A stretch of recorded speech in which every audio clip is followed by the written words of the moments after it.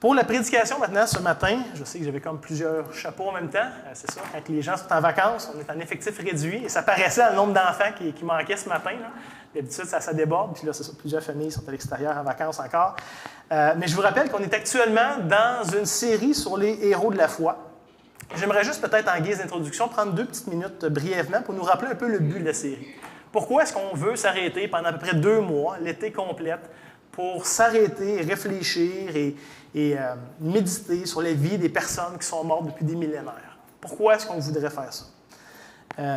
Premièrement, parce qu'à bien des égards, ces personnes-là sont ou devraient être des modèles, des inspirations, des encouragements pour nous.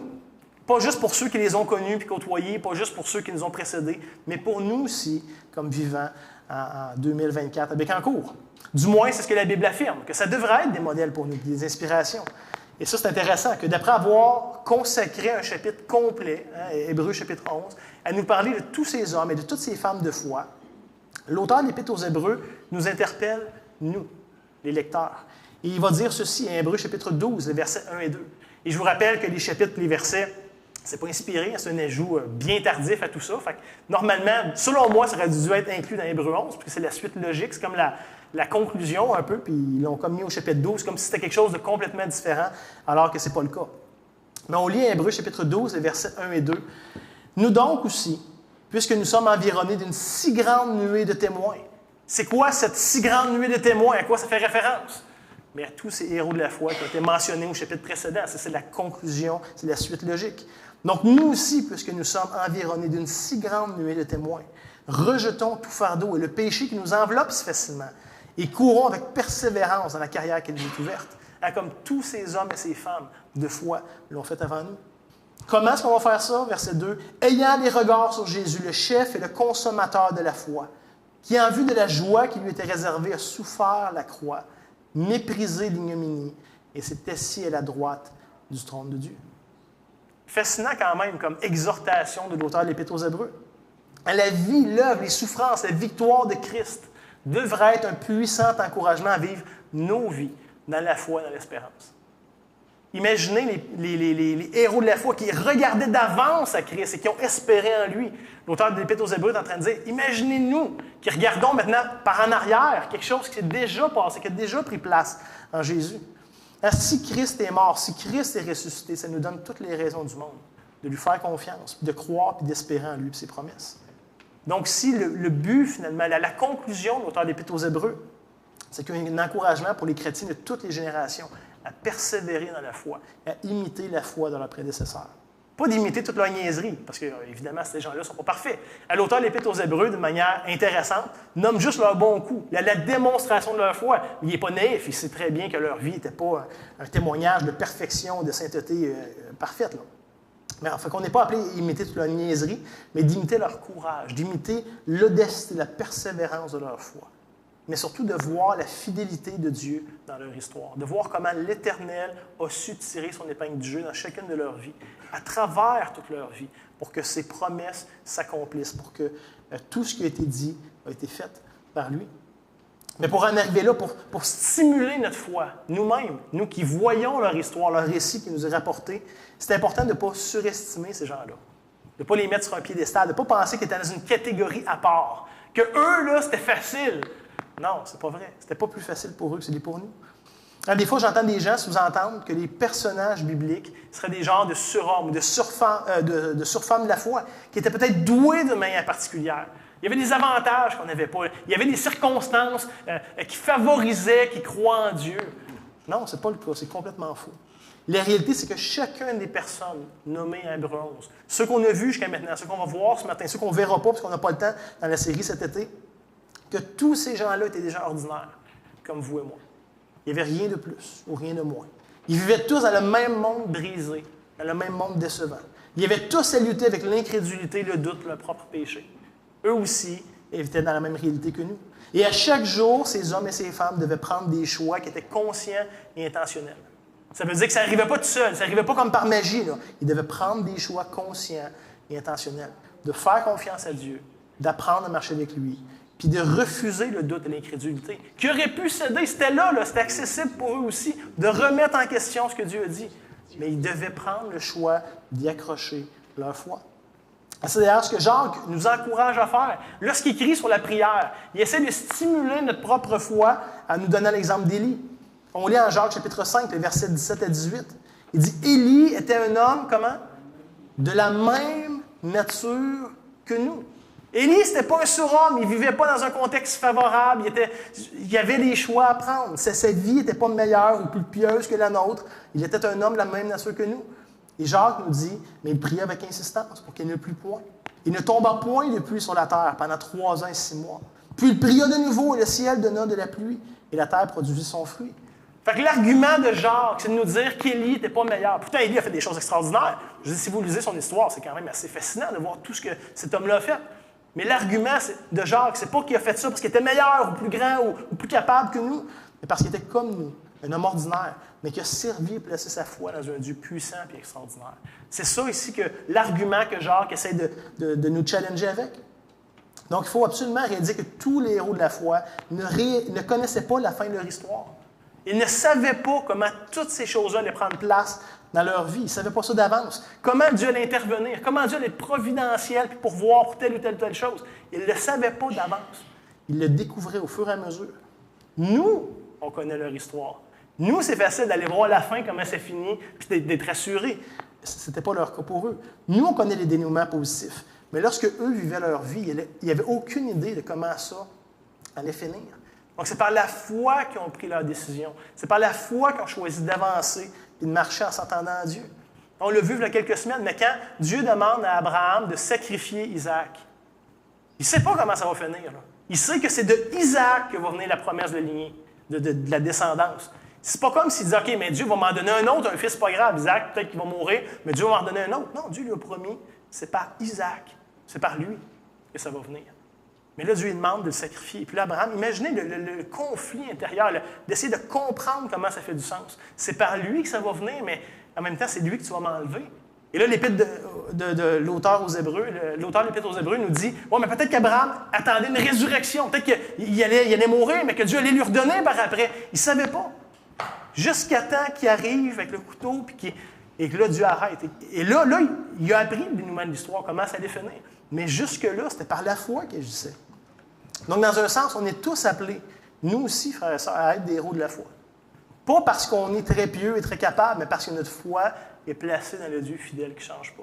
Le même Dieu qu'Abraham a connu et servi, le même Dieu que tous les autres noms qu'on pourrait dire ont connu et servi. L'important, ce n'est pas la grandeur, la fermeté de ma foi. Parce que ma foi est honnêtement très vacillante. Et Jésus disait, si vous avez la foi gros comme un grain de moutarde, vous déplaceriez des montagnes. Notre foi, là, ça ne se mesure pas en mètres. Là. Ça se mesure peut-être en micromètres au mieux. C'est tout petit, notre foi. Là. Mais il dit même qu'une petite foi, vous pouvez faire des grandes choses. Fait que l'important, ce n'est pas la grandeur de ma foi, la fermeté de ma foi. Mais ce qui fait toute la différence, c'est l'objet de ma foi. Il y a plein de gens dans cette vie qui ont une foi, puis qui vont vivre de manière conséquente avec la foi. Allez pas dire à un hindou, à un musulman, je ne sais pas quoi, qui n'ont pas de foi. Non, ils vivent de manière cohérente, ils sont prêts à faire des grandes choses. Ils ont la foi. Mais c'est une foi qui est mal placée, qui ultimement va être décevante. Fait que c'est pas tant la grandeur, la ferveur de ma foi qui fait toute la différence. C'est ce en quoi elle est placée. Et notre foi, frères et sœurs, se base sur le Dieu vivant, fidèle et vrai. Notre foi est fondée sur les promesses faites par le Dieu Tout-Puissant, infiniment sage, qui ne peut pas mentir, qui ne peut pas se tromper. C'est le témoignage que la Bible nous donne de ce Dieu.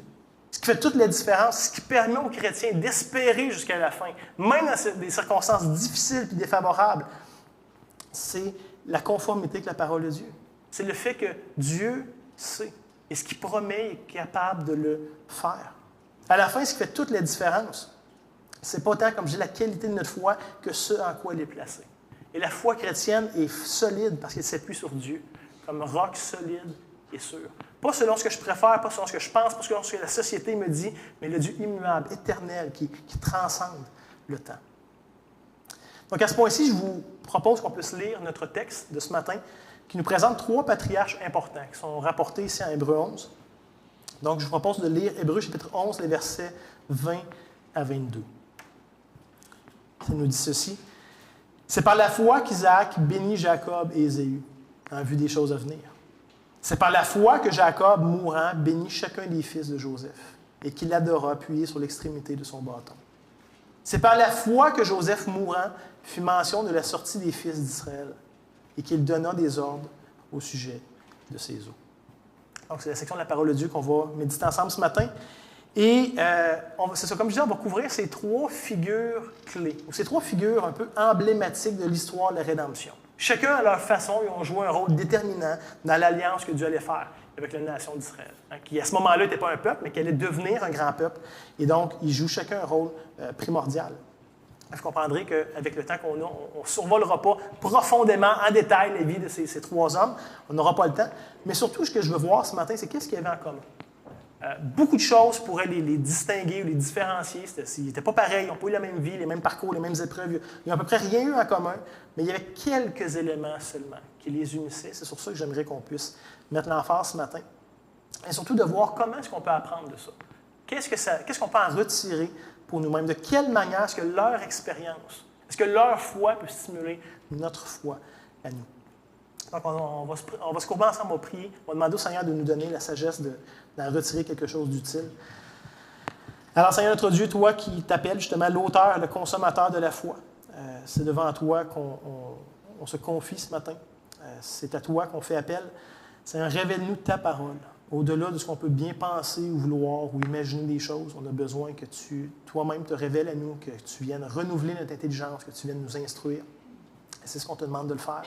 Et donne-nous justement la foi de répondre à ta parole qui va être annoncée ce matin. Donne-nous de l'obéissance, puis le désir, le vouloir et le faire pour répondre positivement à tout ce que tu as à dire à ton peuple ce matin.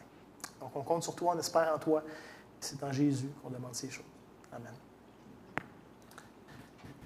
Donc, si vous vous rappelez bien, dans les dernières semaines, on a déjà vu plusieurs héros de la foi. Et on a survolé, entre autres, Abraham et Sarah. On les a vus individuellement à 2 dimanches différents. Mais on a vu comment Dieu s'est révélé de manière toute particulière à eux pour faire une alliance toute spéciale. Et évidemment, Dieu fait alliance avec Adam et Ève, une alliance générale pour toute l'humanité. On a vu qu'il fait une alliance générale pour toute l'humanité avec Noé et ses descendants.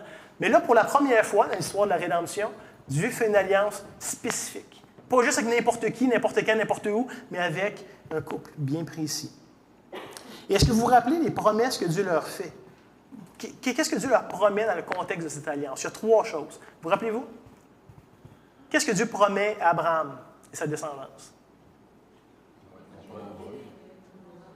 OK, qu'il va avoir une postérité nombrable, comme les étoiles du ciel, le sable de la mer. Oui. Quoi d'autre? Deuxièmement.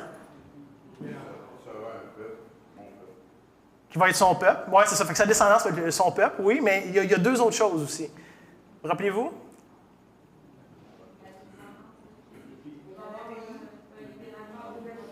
Oui, il va dire que toutes les nations de la terre vont être bénies en lui par sa descendance. Fait que oui, fait que ça, il y a le fait qu'il va avoir une descendance nombreuse et le fait que cette descendance-là va être une bénédiction, parce que c'est 2 puis 3. Mais c'est quoi la première? J'ai entendu. La terre. Hein?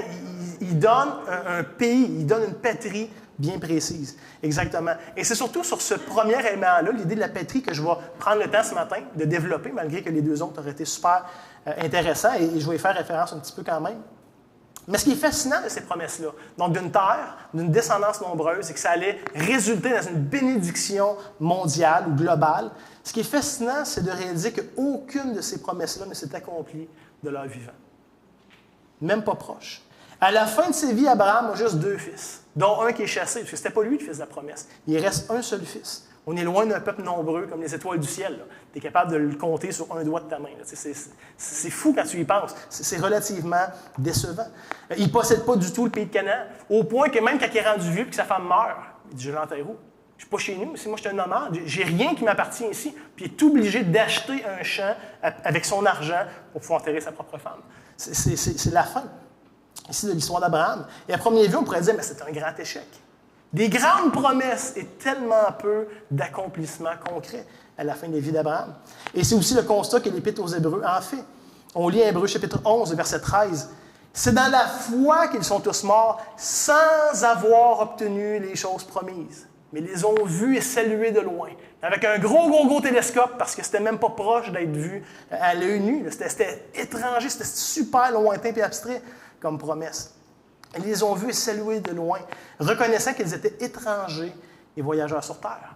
Et là, on pourrait dire, mais Dieu va tout changer les choses avec Isaac, le fils de la promesse. Et quand on lit son histoire, on se rend compte que ce qui était vrai pour Abraham est aussi vrai pour son fils. Il n'y a pas eu de changement comme tel. Abraham va bénir Isaac avant de mourir. Il va lui transmettre, dans un sens, la bénédiction, les promesses. Il y a vraiment une transmission claire qui est faite ici. Et plus tard, Dieu va se révéler à Isaac. Il va renouveler les mêmes promesses qu'il avait faites à son père Abraham. Mais Isaac, lui aussi, meurt en ayant juste 2 fils. Il va mourir en ayant été un nomade toute sa vie dans le pays de Canaan, en n'ayant aucune autre possession que ce que son père avait acheté pour enterrer sa mère. Et c'est ce qu'on lit ici à Hébreux, chapitre 11, verset 20. On voit que par la foi, il va passer la bénédiction lui aussi à ses fils. À la fin de sa vie, c'est pas évident, il n'a rien reçu, mais il va passer la bénédiction à ses fils, et spécialement à Jacob. On lit, c'est par la foi qu'Isaac bénit Jacob et Ésaü, en vue des choses à venir, que lui non plus ne verrait pas de son vivant, même pas proche, pas plus que son père avant lui. Et là, on voit Jacob, celui qui a reçu la promesse spéciale. Et on sait évidemment que, et Jacob, on a un petit peu plus de détails, mais on voit que Dieu l'a rencontré de manière toute spéciale, à plusieurs moments de sa vie. Et il va avoir cette vision là, de l'échelle qui monte au ciel, puis il va même se battre plus tard avec Dieu. Tu sais. Fait que Dieu renouvelle un peu ses promesses qui avaient été faites à son père et à son grand-père. Et il semble quand même avoir un développement intéressant, qu'on considère que Jacob a 12 fils. Tu dis, les autres n'avaient eu 1 ou 2, là, Jacob en a 12. Bon, c'est un bon départ, mais on est loin encore d'un peuple nombreux et innombrable, comme les étoiles du ciel. Et malgré ça, Jacob, à la fin de sa vie, lui aussi va bénir ses enfants, avec une bénédiction toute spéciale pour son fils, Judas. Il va lier Judas avec le fait que le sceptre ne s'éloignera pas. Il annonce des rois qui vont sortir. Dieu avait déjà dit de telle lignée, Abraham, il y a des rois qui vont sortir. Et Jacob, par la foi, le donne à Judas d'une manière toute particulière, cette bénédiction-là, qui on sait ultimement qu'il va venir le Messie. Le lion de la tribu de Juda, celui qui vient accomplir toutes les promesses de Dieu et qui va finalement être une bénédiction pour toutes les nations. Mais on comprend que ce n'est pas immédiat entre Abraham et Jésus. Il y a des générations, il y a des centaines d'années qui séparent ça. Mais surtout, quand on considère l'histoire de Jacob, on voit que, ultimement, après que Dieu les ait providentiellement préservés d'une famine, en les amenant en Égypte, ils vont déménager là. Et ils vont être réduits en esclavage pour la suite des choses. C'est comme ça que le livre de la Genèse se termine, avec toute la famille de Jacob qui est maintenant en Égypte et qui plus tard va devenir esclave. Donc, voyez-vous, toute l'intrigue du livre de la Genèse avance. Et ses promesses sont faites, elles sont répétées, répétées, répétées, mais avec tellement peu d'accomplissements concrets. Alors, on est encore très, très loin à la fin du livre de la Genèse de tout ce que Dieu a promis. Et j'oserais même dire qu'on est plus loin à la fin qu'au début. Au moins, quand Dieu promet des choses à Abraham, il est dans le pays promis. À la fin, c'est fini que toute cette famille-là ne sont même plus à Canaan. Ils sont dans un autre pays plus loin. Et c'est comme ça que se termine le livre de la Genèse. Mais il faut comprendre que comme lecteur, si on a lu à partir de Genèse 1, tout ça est annoncé. Tout ça faisait partie du plan. Et ça ne devrait pas nous surprendre. Par exemple, en Genèse 15, les versets 13 et 14, on voit dans le contexte où Genèse 15, Dieu fait alliance avec Abraham. Il va lui dire, l'Éternel dit à Abraham, sache que tes descendants seront étrangers dans un pays qui ne sera point à eux. Ils y seront asservis, on les opprimera pendant 400 ans. Mais je jugerai la nation à laquelle ils seront asservis et ils sortiront ensuite avec de grandes richesses. Ici, c'est le récit de l'Exode qui est annoncé d'avance dans le livre de la Genèse. Donc, malgré que ce soit une étape importante qui faisait partie du plan de Dieu, nous, comme lecteurs, on devrait quand même se demander, mais comment Dieu va faire pour accomplir tout ce qu'il a promis? C'est pas gagné d'avance, c'est pas clair, c'est pas évident. Quand on considère ça à première vue, ça semble être mal parti. Et combien de fois j'ai ce questionnement dans ma propre vie? Et je suis convaincu que pour vous aussi. Seigneur, tu dis que tu m'aimes et que tu prends soin de moi. Tu dis que tu pourvois mes besoins. Tu dis que tu m'accompagnes. Et est-ce que c'est toujours aussi évident que ce que je voudrais que ça ait l'air dans ma vie? Il y a des moments où je dis, Seigneur, je n'ai pas l'impression que tu es là. Je n'ai pas l'impression que tu es en contrôle. Je n'ai pas l'impression que tu te soucies tant que ça. Tu es où? Pourquoi? Comment? Tu sais, ça fait partie de nos vies. On n'est pas les premiers à passer par là. Et c'est jusqu'à un certain point, je pense, normal. Et imaginez être à la place d'Abraham, d'Isaac, de Jacob, de Joseph. Comment est-ce que vous auriez réagi? À ces promesses qui vous sont données, mais à l'accomplissement qui ne semble pas aboutir. Est-ce que vous auriez peut-être remis la bonté et la fidélité de Dieu en question? Vous dites, laisse faire, arrête tu parles à travers ton chapeau, là. Tu dis des grandes choses, mais tu n'es pas capable de livrer la marchandise, on ne le voit pas. Est-ce que vous auriez été découragé? Est-ce que peut-être vous auriez abandonné pour passer à autre chose? Imaginez Jacob ou Joseph, que Dieu réitère ces mêmes promesses, Elle dit, oh, regarde, on va arrêter ça là. Mon arrière-grand-père, puis mon grand-père, puis mon père l'ont entendu, puis regarde où est-ce qu'on est aujourd'hui. Laisse faire, là, ça ne m'intéresse pas. Moi, je vais chercher autre chose. Je veux dire, comment vous auriez réagi étant à leur place? Et souvent, de notre point de vue temporel, si nous, on n'est pas témoins personnellement des accomplissements de Dieu, ça veut dire que Dieu n'aura pas été fidèle. Hein? Ou si Dieu n'agit pas comme je le souhaiterais, ou comme je lui demande d'agir. Des fois, on a l'impression qu'il manque dans son amour, dans son souci, dans sa bonté envers moi. Et je sais qu'on n'osera jamais le dire, mais ça nous arrive dans notre cœur de penser comme ça. Évidemment, vous le savez, mais c'est dangereux d'en arriver à ces conclusions-là. C'est complètement faux. La fidélité de Dieu ne dépend pas de ma capacité de l'apprécier, ni de ma capacité de pouvoir le comprendre ou de pouvoir en être témoin. Ce n'est pas moi qui est garant de ça. Est-ce que Dieu est moins fidèle si je ne vois pas l'accomplissement de mes yeux à moi? Si Dieu a accompli, il l'accomplit, que je le vois ou pas, que je sois capable de l'apprécier ou pas. Par exemple, combien de parents ont prié pendant toute leur vie pour leurs enfants? Et leurs enfants se convertissent seulement après leur mort. Est-ce que Dieu n'a pas été fidèle? Mais pourtant, ils ne l'ont pas vu. Ils n'ont pas pu être conscients de ça. Mais est-ce que Dieu a manqué de fidélité? Non. Donc, frères et sœurs, faisons bien attention de ne pas se baser, de ne pas percevoir la fidélité de Dieu uniquement sur notre vécu ou notre expérience. Parce qu'on n'est pas une mesure fiable. On n'est pas une mesure juste pour voir, comprendre et apprécier l'œuvre de Dieu. Et je dirais même plus, c'est ça le concept même de la foi. C'est d'attendre et d'espérer. C'est quelque chose que je ne vois pas encore, que je ne possède pas encore. Que si tu l'as dans les mains, tu n'as pas besoin de foi. La foi, c'est inutile quand tu as déjà reçu ce qui t'est promis. La foi, par défaut, c'est d'attendre et d'espérer la chose promise. Et à ce niveau-là, les héros de la foi sont vraiment des bons exemples pour nous. Là, je vous rappelle, tous les patriarches sont morts bien avant de voir l'accomplissement de tout ce que Dieu leur avait promis. Ils n'en ont été témoins que très, très, très partiellement. Une petite affaire de rien. Abraham, que sa femme est stérile, mais au moins il y a eu un enfant avec elle. C'est tout ce qu'il a vu de l'accomplissement de Dieu dans sa vie. C'était très partiel par rapport à la grandeur des promesses que Dieu avait faites. Donc, très partiel pour eux. Mais pour nous qui connaissons le développement, pour nous qui connaissons la fin de l'histoire, on sait que contre toute attente, Dieu a parfaitement accompli toutes choses, jusque dans les moindres petits détails. Qu'il n'y a rien de ce que Dieu avait annoncé qui est resté sans être accompli. Mais c'est par la foi que les premiers destinataires de ces promesses-là, ceux qui les ont reçues en premier, c'est par la foi qu'ils les ont attendues, qu'ils les ont recherchées activement, sans jamais le voir. Et ça, c'est fascinant. Et c'est exactement la définition de la foi que nous rapporte l'auteur de l'Épître aux Hébreux. C'est ce qu'on essaie de se rappeler ensemble et de mémoriser, mais Hébreux chapitre 11, 1 et 2, que vous connaissez très bien. Mais or, la foi est une ferme assurance des choses qu'on espère. Une démonstration de celles qu'on ne voit pas. Si on les voyait, on n'aurait pas besoin d'espérer. C'est la définition même de la foi, de s'attacher, de croire quelque chose que je ne peux pas toucher tout de suite. Qui va être concrète un jour, ce ne sera pas toujours flou et abstrait, mais pendant un temps, j'y ai pas accès. Et c'est nous dit au verset 2, pour l'avoir possédé, hein, les anciens, ou d'avoir eu cette foi-là, cette ferme assurance-là, les anciens ont obtenu un témoignage favorable. Dieu leur a rendu un témoignage favorable. Et encore aujourd'hui, c'est des gens qu'on peut regarder et s'inspirer. Hébreux chapitre 11, versets 13 et 14, qu'on a lu tantôt. Il dit, c'est dans la foi, hein, dans l'attente, dans l'espérance qu'ils sont tous morts, sans avoir obtenu les choses promises. Mais les ont vus et salués de loin, reconnaissant qu'ils étaient étrangers et voyageurs sur la terre. Et verset 14, c'est intéressant.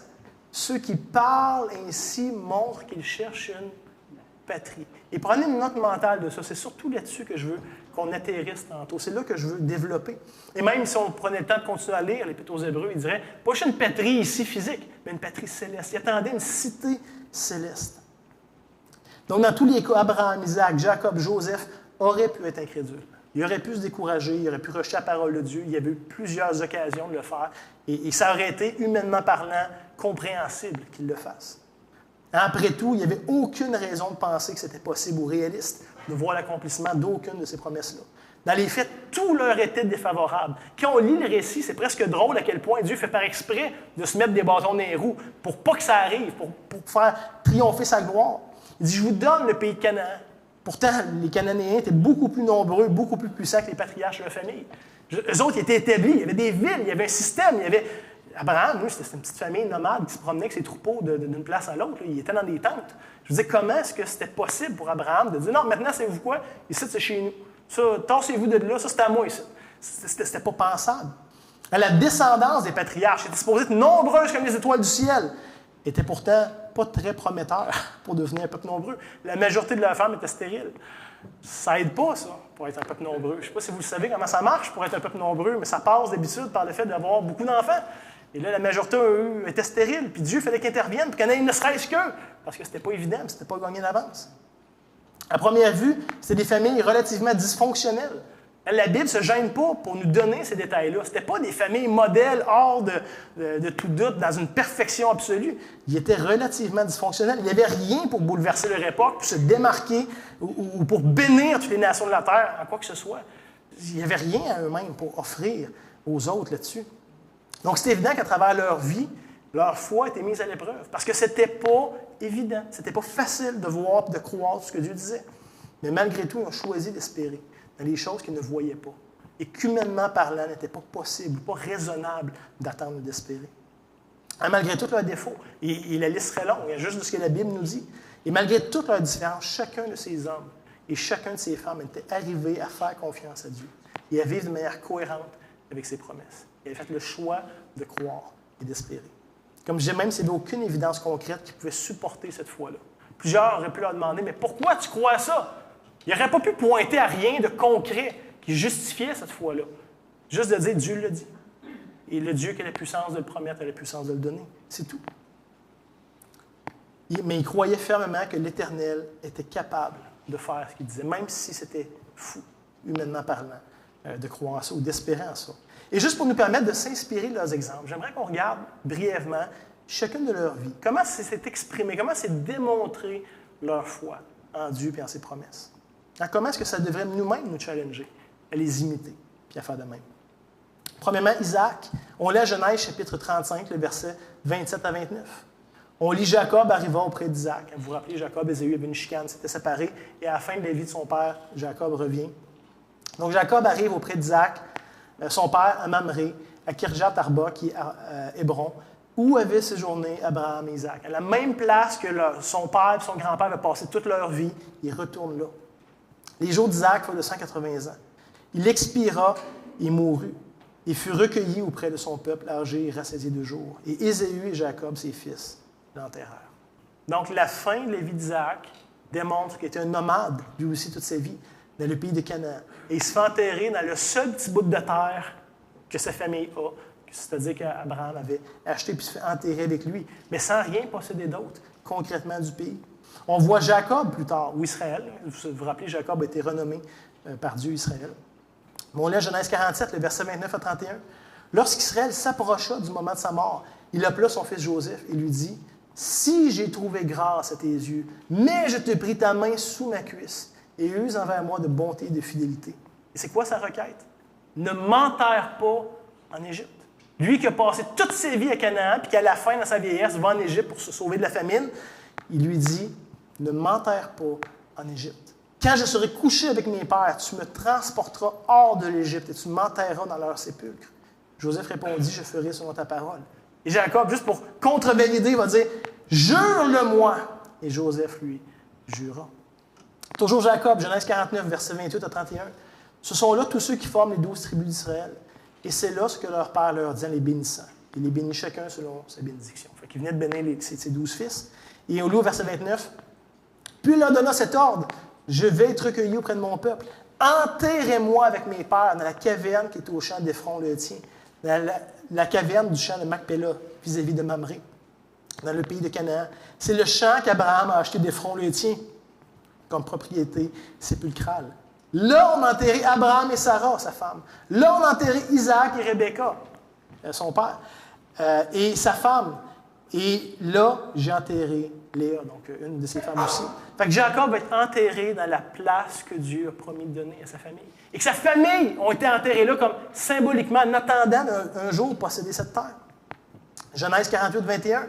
Juste le fait d'être enterré en Canaan, juste ce désir de Jacob était l'expression de sa foi dans les promesses de Dieu. Regardez ce qu'il va dire. Israël dit à Joseph, « Voici, je vais mourir, mais Dieu sera avec vous. » Écoutez l'expression de sa foi, de son attente. Dieu sera avec vous. Il fera retourner dans le pays de vos pères. Lui était conscient qu'il ne le verrait pas de ses yeux. Il n'était pas fou. Il savait qu'il allait mourir très bientôt. Moi, je ne le verrai pas, mais Dieu va agir pour vous. Vous allez goûter à l'accomplissement de ses promesses. Et finalement, ça nous amène à Joseph, Genèse chapitre 50, le dernier chapitre, et le verset 24 à 26. Joseph dit à ses frères, vous voyez, c'est toujours l'idée qu'à la fin de leur vie, ils n'ont rien reçu encore de ce que Dieu avait promis, mais ils espèrent. Joseph dit à ses frères, je vais mourir, mais Dieu vous visitera. Il exprime la même foi que son père avait manifesté. Mais Dieu vous visitera. Il vous fera remonter de ce pays-ci, dans le pays qu'il a juré de donner à Abraham, à Isaac, à Jacob. Joseph fit jurer les fils d'Israël en disant, Dieu vous visitera et vous ferez remonter mes eaux loin d'ici. Et Joseph mourut âgé de 110 ans. On le mit dans un cercueil en Égypte. Donc, contrairement à son père, son grand-père, son arrière-grand-père, Joseph, lui, meurt en Égypte et il va être enterré ou enseveli en Égypte, du moins pendant un bout. Et je trouve ça intéressant de voir que Joseph accepte d'être enterré en Égypte, plutôt que de se faire enterrer en Canaan, comme son père Jacob. Il aurait pu dire, il y avait l'autorité en masse en Égypte de faire ça, de par son poste, de dire, bien, vous me prenez quand je meurs, puis vous m'envoyez dans le tombeau de mon grand-père, puis tout ça. Il aurait pu, certainement, que ça aurait été logique pour lui de le demander. Mais je trouve ça intéressant de voir que Joseph accepte de se faire enterrer en Égypte. Comme s'il acceptait la décision de Dieu de l'avoir conduit là et d'avoir vécu la grande majorité de sa vie en Égypte. C'est comme si Joseph accepte, dans un sens, cette réalité-là, mais sa foi s'exprime par le fait qu'il désire qu'un jour, ses ossements soient emportés, lorsque Dieu allait accomplir les promesses et qu'elle allait finalement délivrer son peuple. Donc, il accepte la situation présente, mais il anticipe quand même ce qui reste à venir. Et personnellement, je trouve que la foi de Joseph est super intéressante pour plusieurs raisons. Et je pense qu'il y a beaucoup de choses qu'on peut apprendre de ça.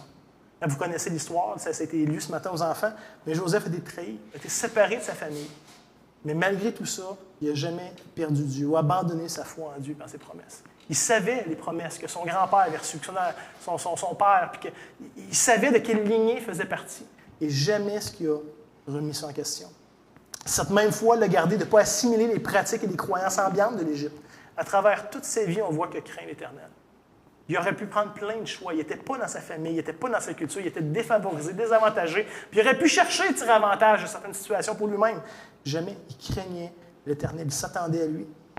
Il savait ultimement qu'il appartenait à Canaan, puis pas à l'Égypte. Même si la grande majorité de sa vie a été vécue en Égypte, il savait très bien qu'il appartenait à Canaan. D'où sa demande d'un jour que ses os soient amenés pour être enterrés avec ses ancêtres dans le pays promis, lorsque Dieu allait être fidèle à ses promesses. Il n'avait aucune idée c'était quand, mais il croyait que Dieu allait le faire. Et effectivement, des siècles plus tard, Dieu intervient en faveur de son peuple en Égypte, et qui à ce moment-là, d'ailleurs, était rendu très, très nombreux, parce qu'il, dans un sens, c'est l'accomplissement, du moins partiel, d'une des promesses que Dieu a faites à Abraham, de dire ta descendance va être très, très grande, très nombreuse. Et les Égyptiens, devant la quantité d'Israélites, ont peur, disent s'ils se rebellent, on va être dans le trouble. Fait que là, il leur donne des travaux et beaucoup de charges à faire, mais quand même, il avait grandement prospéré à ce point-là, ce qui était déjà une confirmation de l'Alliance. Et on voit en Exode 13, verset 19, que les ossements de Joseph étaient quelque part devenus une manifestation de la fidélité de Dieu. On y lit Moïse prit avec lui les os de Joseph. Après que Pharaon dit « OK, partez, je ne veux plus voir ça quelqu'un du pays, j'en peux plus de vous autres », une des choses qui était restée dans la mémoire d'Israël, c'est qu'il ne faut pas oublier, quand que Dieu va se manifester à nous, on amène Joseph. Et donc Moïse prit avec lui les os de Joseph, car Joseph avait fait jurer les fils d'Israël en disant « Dieu vous visitera et vous ferez remonter avec vous mes os loin d'ici ». Donc le fait qu'ils prennent les os de Joseph est un témoignage de la fidélité de Dieu, mais c'était quand même juste un accomplissement partiel. C'est pas parce que Dieu délivrait son peuple que tout était accompli encore. Il n'avait pas pris possession du pays. Il faisait juste quitter l'Égypte, mais il n'avait pas pris possession de Canaan. Et c'est à la toute fin de Josué 24, dans le dernier chapitre, que finalement, des dizaines d'années plus tard, après avoir quitté l'Égypte, qu'on voit que les Israélites possèdent enfin le pays de Canaan. Et à la fin des conquêtes, quand ils sont établis chez eux, rentrés dans leur pays, ils enterrent les os de Joseph comme un témoignage de sa foi, un témoignage de la fidélité de Dieu. C'est ce qu'on lit en Josué 24, 32. Les os de Joseph que les enfants d'Israël avaient rapportés d'Égypte furent enterrés à Sichem, dans la portion du champ que Jacob avait acheté des fils d'Amor, père de Sichem, pour 5 hésitants, et qui appartenait à l'héritage des fils de Joseph. Est-ce que vous réalisez le temps qui s'est écoulé entre la mort de Joseph, le moment qu'il a exprimé ses dernières volontés, si on pourrait dire, et le moment que ses os soient finalement enterrés? Réalisez-vous le temps? On parle facilement d'à peu près 450 ans. Le temps qu'il meure, qu'il soit esclave pendant 400 ans, qu'il sorte d'Égypte, qu'il tourne en rond dans le désert pendant 40 ans, qu'il rentre dans le pays promis, qu'il fasse sa conquête pendant plusieurs années. On parle facilement de 450 ans. Je ne sais pas si vous le savez, mais c'est long, 450 ans. Il s'en passe des choses en 450 ans. Juste pour nous donner peut-être un ordre d'idée, c'est plus long que depuis l'existence de la Ville du Québec jusqu'à aujourd'hui. On a fêté le 400e anniversaire en 2008 de la Ville de Québec. On est 400, je ne sais pas combien. Là. On n'est même pas proche du 450 encore. Eux autres, ça a pris 450 ans. Et c'est encore pire si on veut commencer à compter à partir du moment où Dieu a fait la promesse à Abraham, rajouter encore plusieurs dizaines d'années avant. Et si je dis ça, c'est juste pour nous aider à comprendre à quel point est-ce que la foi de ces hommes et de ces femmes dépassait largement le cadre de leur vie, de ce qui était possible, raisonnable et accessible pour eux de voir et de comprendre. Largement plus loin, plus grand qu'eux-mêmes. Dans leur foi, n'était pas uniquement centrée sur leur expérience ou sur leur vécu. Sinon, ils se seraient découragés avant. Ils ne pouvaient pas voir, ne pouvaient pas toucher leur espérance. Mais comme c'est dit dans le texte d'Hébreux, au mieux, ils le contemplaient au loin. Ils le regardaient de loin. Et c'est ce qui avait caractérisé Abraham. Je vous ramène à Genèse 15, quand Dieu fait alliance avec lui, au verset 5 et 6. Après l'avoir conduit dehors, c'est Dieu qui parle, il dit, regarde vers le ciel et compte les étoiles si tu peux les compter. Et il lui dit, telle sera ta postérité. Puis là, Abraham aurait pu répondre, bien là, il me semble que c'est un peu exagéré, c'est beaucoup, ça n'a pas d'allure. Non, Abraham eut confiance en l'Éternel, qui le lui imputa justice. Dans une simplicité désarmante, devant une promesse complètement plus grande que nature, Abraham fait confiance à Dieu et ça lui comptait justice. Et c'était vrai pour Abraham, mais pour tous les autres qui ont marché dans ses traces, pour tous les autres qui ont partagé sa foi. Et quelque part, ça s'applique encore à nous, qui vivons dans cette nouvelle alliance. On ne fait pas partie d'Israël, on ne fait pas partie de cette lignée ou de ce pays ou de quoi que ce soit, mais ça s'applique encore à nous, cette même foi joue un rôle central. Paul veut faire un argument à Galates 3 pour dire ceux qui sont la vraie descendance d'Abraham, c'est pas ceux qui partagent son sang et son ADN, c'est ceux qui partagent sa foi. Regardez comment Paul va le dire, Galates 3, 6 à 9.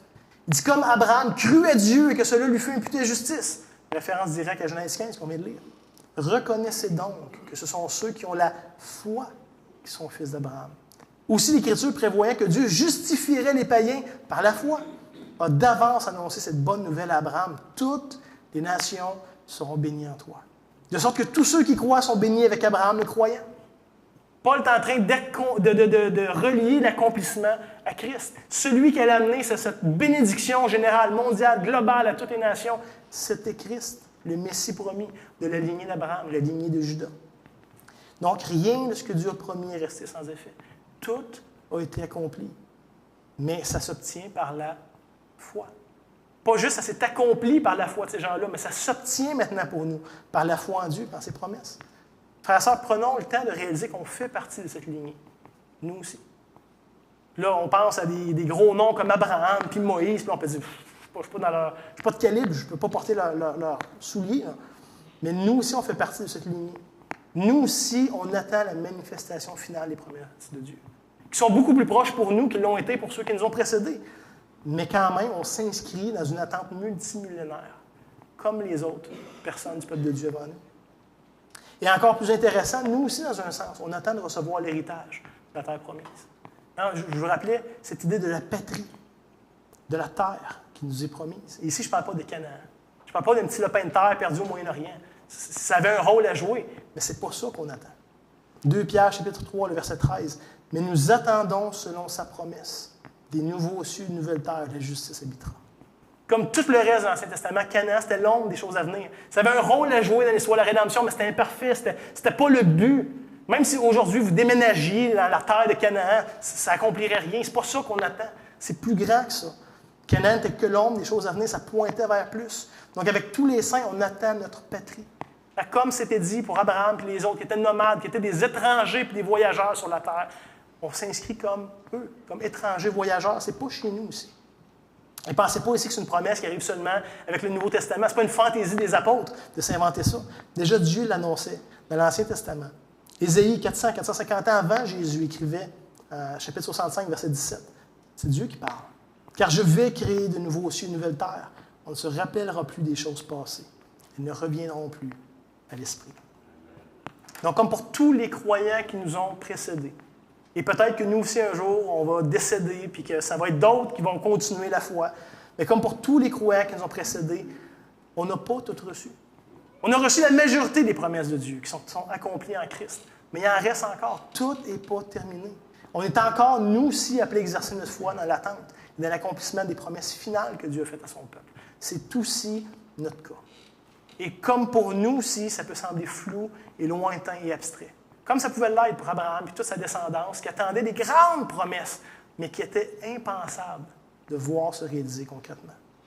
Imaginez tous les millions de croyants, dizaines, centaines de millions de chrétiens qui ont attendu et hâté le retour de Christ et qui sont morts sans le voir. On n'est pas les premiers. Tu sais, des fois, on pense que on est les premiers à vraiment attendre son retour. Lisez moindrement l'histoire de l'Église. Chaque génération l'a attendu avec attente, avec hâte. Et plusieurs ont tressailli, mais sans le voir. Et on a encore, nous aussi, cette même anticipation qu'on est appelé à entretenir puis à garder. Frères et sœurs, on fait partie de cette lignée de pèlerins qui regardent ce qui est invisible. Pas ce qu'on peut voir puis toucher tout de suite. La majorité reste encore à venir. Mais on est quand même appelé à avancer dans un pèlerinage avec les yeux sur Christ, sur cette cité céleste qui nous est promise, sur ce nouveau monde restauré qui s'en vient. Ça n'enlève pas les difficultés du monde. Je ne suis pas en train de dire que parce qu'on croit qu'on a la foi, puis qu'on sait où est-ce qu'on s'en va, puis qu'est-ce qui se passe, que tout ça va être beau, puis une belle balade plaisante. Lisez les vies des héros de la foi. La grande majorité, ça n'a pas bien fini. Il y a eu des grandes difficultés, des profondes difficultés. Donc, d'avoir cette foi, cette espérance vivante, comme la Bible l'appelle, n'enlève pas les difficultés du monde, mais ça les met en perspective.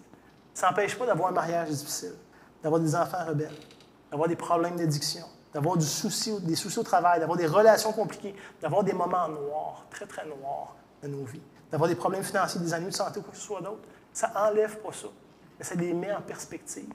Que ce n'est pas ça qui va finir, ce n'est pas ça qui va avoir le dernier mot de nos vies. Vous connaissez certainement ce texte bien connu en Romains chapitre 8, le verset 18. Paul va dire « J'estime que les souffrances du temps présent ne sauraient être comparées. » Dans d'autres versions, on dit qu'il n'y a aucune commune mesure. Ce n'est pas comparable à la gloire à venir qui sera révélée pour nous. Mais ça, c'est uniquement par la foi qu'on peut croire ça, qu'on peut vivre ça, qu'on peut faire du sens de ça, qu'on peut chercher à incarner ça de manière conséquente. La vue ici ne nous est d'aucune utilité. De juste voir les problèmes et les difficultés de ce monde ne nous aidera pas à croire davantage. On commence par croire, puis on va interpréter les problèmes de ce monde à la lumière de l'espérance qu'on a. Donc, de grâce, ne soyons pas de ceux qui sont incrédules, qui abandonnent la foi ou qui se découragent. Il y aurait des raisons de le faire, mais ultimement, ce serait un échec, ce serait une erreur de faire ça. Je ne sais pas quand tout va prendre place. De la même manière qu'Abraham ne le savait pas, puis que tous ceux qui nous ont précédés ne le savent pas. Mais si Dieu le dit, ça va arriver. On peut avoir cette certitude que ça va arriver. Qu'on soit vivant ou non, ça n'a aucune importance.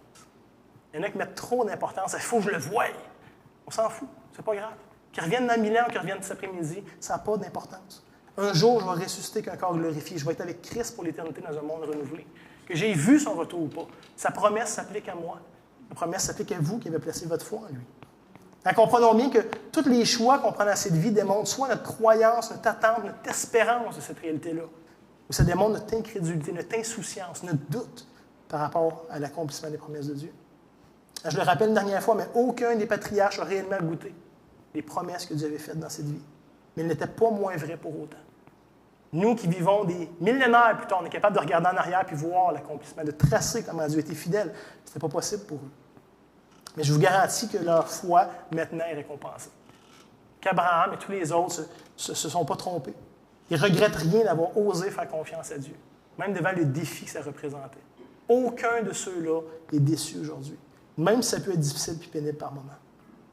Ce matin, je t'amène à nous exhortant à nous aussi chérir ces mêmes promesses qui nous sont faites, à nous, à chercher à vivre de manière cohérente.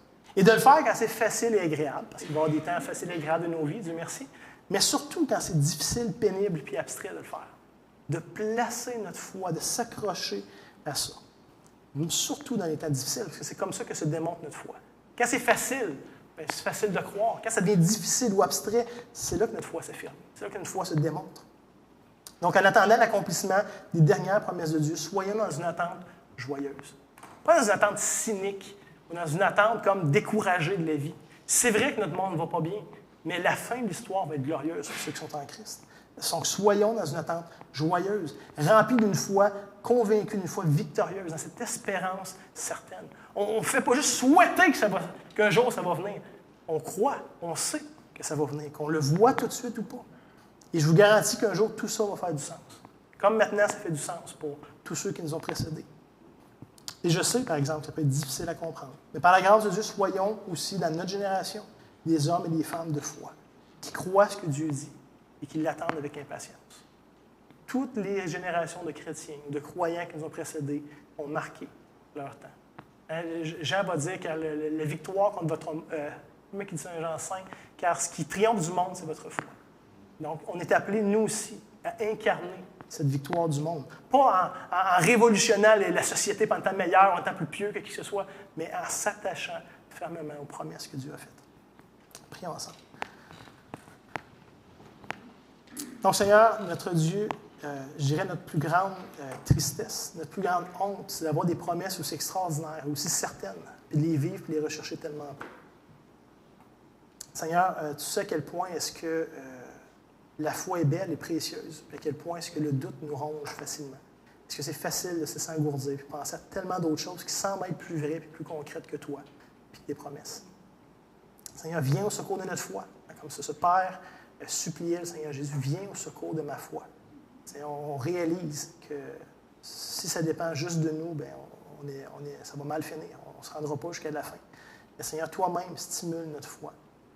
Fais grandir cette foi, nous, à vivre de manière cohérente avec ta parole, avec ses promesses. Seigneur, garde-nous de marcher par la vue, de prendre des choix selon ce qui semble être évident, selon ce qui nous semble être préférable, et qu'on puisse te croire sur parole. Même dans les choses les plus abstraites, les plus illogiques pour nous.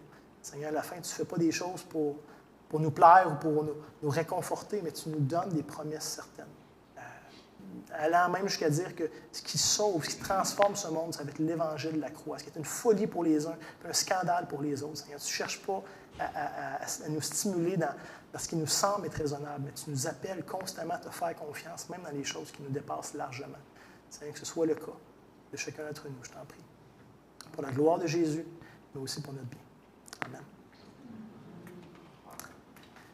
En guise de commission ce matin, j'aimerais terminer avec un texte que j'ai déjà lu durant la prédication, 2 Pierre, chapitre 3, le verset 13. Elle va aussi ajouter le verset 14, qui va être la commission ce matin.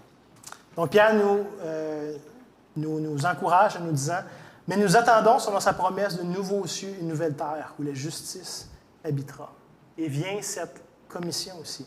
C'est pourquoi, bien-aimés, en attendant ces choses, appliquez-vous à être trouvés par lui sans tache et irrépréhensible dans la paix. Et je vous envoie que cette bénédiction tirée d'Apocalypse, chapitre 22, les versets 20 et 21, littéralement les dernières paroles de la Bible, hein, des paroles d'espérance, des paroles d'anticipation, d'attente, où Jésus lui-même va dire « Celui qui atteste ces choses dit oui, je viens bientôt. » Et l'Église qui répond « Amen, viens Seigneur Jésus. » Que la grâce Seigneur Jésus soit avec vous tous. Que vous puissiez passer une bonne semaine dans la foi.